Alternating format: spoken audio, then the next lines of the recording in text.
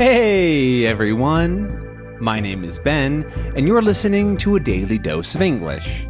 This is a short, simple podcast that you can listen to every day to improve your English. You can find the transcripts for all episodes and more on benslanguagelab.com. I'm glad you could make it today. In this episode, we're talking about American Thai food. And this is a continuation of the little series I've been doing where I talk about the American versions of different foods and different cuisines from around the world.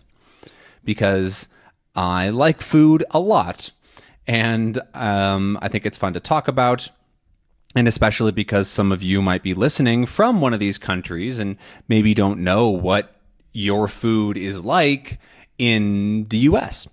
And so, yeah, here we are, I guess. And today we're talking about Thai food. Thai food from Thailand is what we call the country. And Thai food is really quite common in the US. It's almost as common as Mexican food. Not quite as common, but it's just everywhere you can find Thai food. And there's a couple of different kinds of Thai restaurants, but the most common is probably like a fairly simple family restaurant. They have maybe 8 to 10 people that work there, and it's a medium-sized restaurant with some tables, and they have a relatively large menu. But the interesting thing is that almost all Thai restaurants in the US have the same menu. They're really quite similar, and they just depends on how good the things are at that restaurant. And like I can think of like 4 Thai restaurants that I've been to just off the top of my head in really close to where I grew up in Portland. They're everywhere. They're really common. It's also a fairly common favorite like food for people to get takeout for. That was quite an interesting sentence. It's a lot of people like Thai food, is what I'm trying to say. And going to get Thai food, especially for takeout, is very common. In fact, Thai takeout was probably my family's most common takeout dinner, because we didn't get takeout that often. We'd probably only do it once or maybe twice a month. But one of our favorites was always Thai food, because we knew this place that was really, really good. In fact, it's still my favorite Thai food that I've ever had. And whenever I'm there in Portland, I will go out of my way. I'll drive the extra like 20 minutes it takes to get there, because now I don't really live close, or my family doesn't live close to it. But it's really worth it, in my opinion. Some of the common foods that you get at Thai restaurants are pad Thai, spring rolls, salad rolls, and curry. There's also a couple of more specific ones, but I don't have the names on the top of my head. But let's just start with curries, because Thai curries are freaking delicious. They usually have a large amount of vegetables in them. Typically, I think it's carrots, potatoes, bell peppers. Bell peppers are also pretty common in the curries.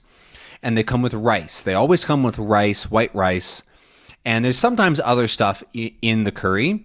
But the main thing is the curry part, the sort of soupy base that is usually made with coconut milk or coconut cream of some kind. So it's very coconutty and creamy and thick. And then a lot of spices. There's usually a couple different colors you can order. You can usually get green curry, yellow curry, or red curry, I think are the 3 colors that most come to mind when I think of Thai food. And they usually have different levels of spiciness and different kinds of spices and things. And they're really, really good because they have so much flavor. And that's what I really like about Thai curries that I've had, is that the amount of flavor it feels like it's punching you in the face, right? You feel like you're drinking in just a mountain of flavor, and you pour it all over your rice, and the rice just soaks up all that delicious flavor and goodness and sauce, and it just tastes really, really good. I generally like to order at least one curry to share, Because I think Thai food is best when shared, because especially in the US, the portions are humongous. They give you so much food. And it's best to like try a couple of different things and you put it all on your plate and then you eat things together. And so having at least one curry is a given. The other things that are common are sort of some starters and like some appetizers, we call them, which are like spring rolls and salad rolls, I said. Spring rolls are deep fried and they have some vegetables inside of them and they have like a shell that's pretty crispy and hard and they get fried and they usually come to your table boiling hot. They're super hot. And so if you eat them right away, you'll probably get burned. I don't love spring rolls or egg rolls. I think they're also called sometimes. I'm not really sure what the difference is, honestly, but because I don't really like them. I don't really order them that much. They don't have a ton of flavor, in my opinion, and they're sort of fried and a little bit greasy. If they're there and somebody has extra, I'll eat one or two, especially with the sauce, because there's always this like sweet and sour sauce with chilies and garlic at a Thai restaurant. That's really good. But I significantly prefer salad rolls. Salad rolls are really, really good, actually. And they're actually a great thing to make at home.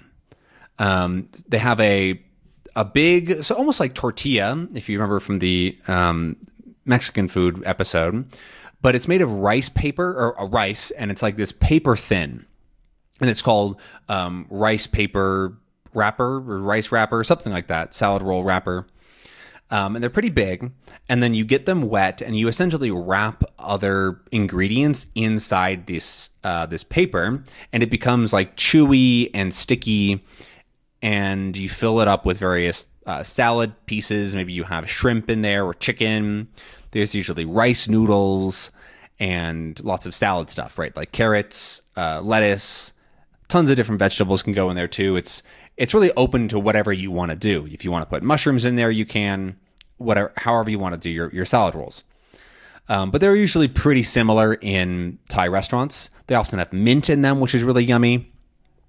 And then the magic, though, is that they get served with peanut sauce. Peanut sauce is really, really good. And honestly, the peanut sauce that you can make at home, I don't think is as good. I've never made a peanut sauce at home that I like as much as like a Thai restaurant peanut sauce, because those sauces have just the right amount of sweetness and saltiness and peanutness, and they're kind of liquidy, so you can pour them on your salad roll as well, because it's really easy at home to get a really thick sauce or a really thin sauce, and so it's hard to put on food well. And so I love salad rolls with peanut sauce. They're really, really good.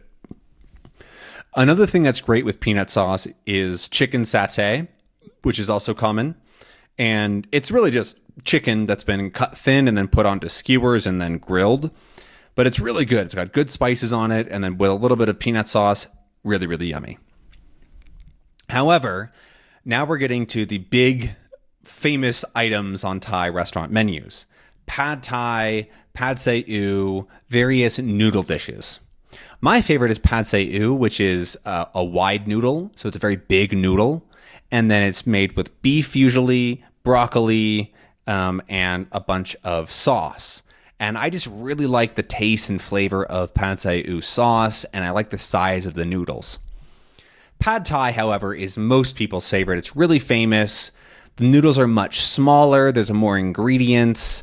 There's usually some bean sprouts on them. You can have it with chicken or with shrimp. Again, has peanut in it. Lime is typically served with it. There's lots of really yummy things. And I do really like Pad Thai as well. And yeah. So those are the main dishes and things that you'll find in a Thai restaurant. But the last thing that I want to mention is that now, I'm not 100% sure this is true, but I'm pretty sure it is. I'm pretty sure that I've read about it from like real sources, is that the Thai government sponsors Thai restaurants in other countries. And that's a large part of the reason why there are so many Thai restaurants in other countries and why the menus and the restaurants often look very similar, is because they provide people with the opportunity to open a restaurant and they just follow a pattern, right? Here's what you buy, here's your menu, here's how you cook the things, here's how you train your staff, go open a restaurant somewhere in the world. And this has been super successful, especially in the US. Everybody knows Thai food, everybody knows pad Thai, it's super duper famous. And I think that because of its success in other countries, pad Thai has now become really popular in Thailand as well, even though it started out as something not as popular. Sure, it was made, but it wasn't like the national dish or anything like that. But now it's just absolutely everywhere, I think. But I'll have to actually go to Thailand at some point to figure out if that's really true or not, because I've never been. So anyways, that's been the episode on Thai food, or on American Thai food, I should say.